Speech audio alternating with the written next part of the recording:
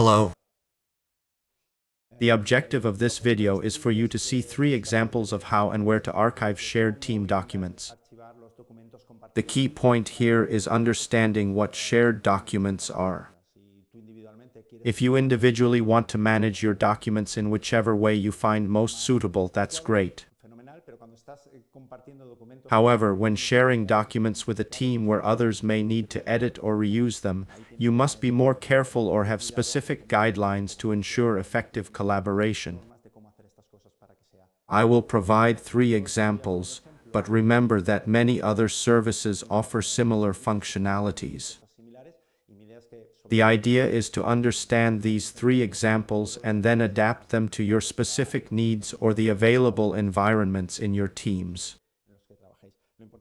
The important aspect of these 3 examples I have selected is that they all allow you to generate a unique link to the documents, ensuring everyone can converge on them.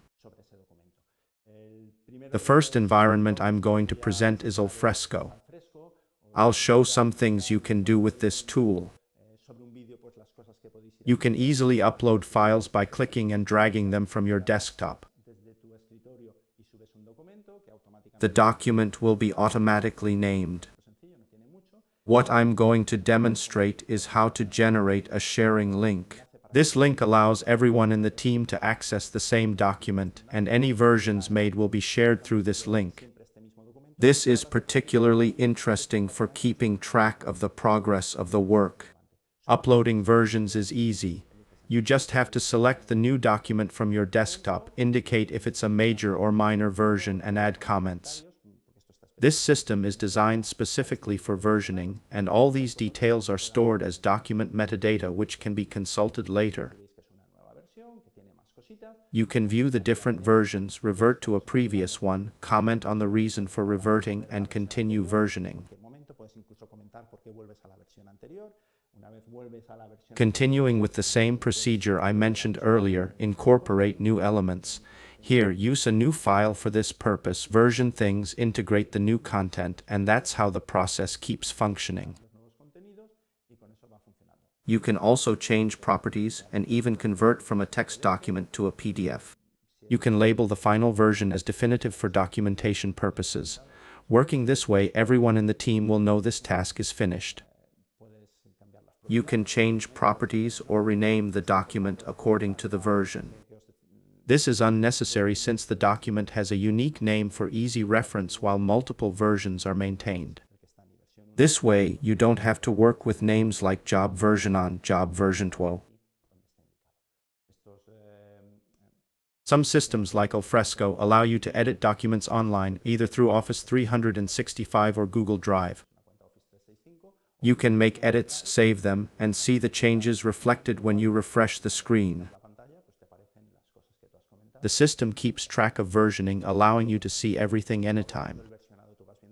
You can also work with Google Docs by granting the necessary permissions. This is one way to work with Alfresco.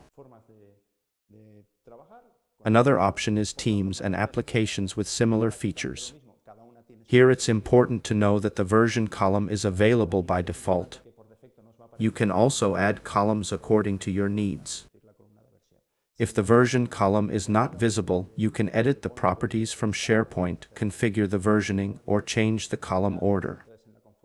However, the specifics of setting up Teams and the Office 365 ecosystem should be explored separately, making sure you adapt the application to your needs. Once the version column is visible, you can directly upload files by clicking and dragging them onto the platform. Teams will automatically generate versions of the same file if you name it the same way.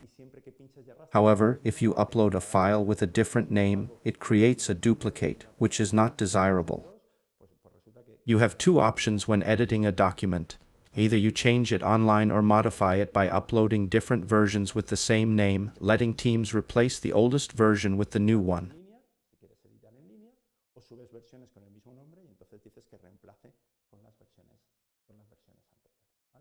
If you use the second way, the versioning number will increase as you modify the file.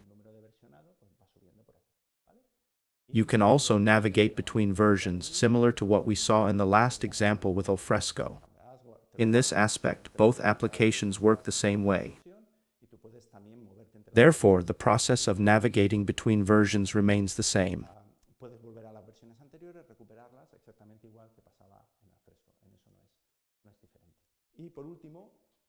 Lastly, I wanted to show you how to do this with Google Drive. Again, the process is very similar. You can click and drag files into Google Drive. Regarding editing, you can do it online. You can see and manage all the versions very similarly to Alfresco. The first step is to click on Manage Versions.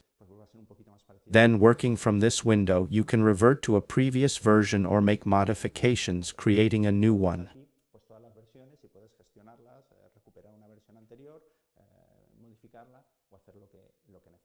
The workflow is quite similar to what we saw before.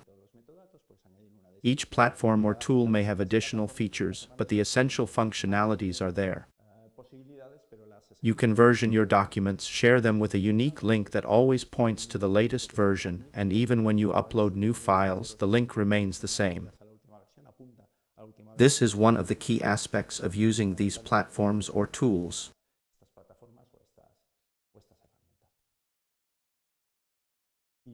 At this point, you should be able to choose the labeling and storing method for shared documents within your team. Thanks for your attention.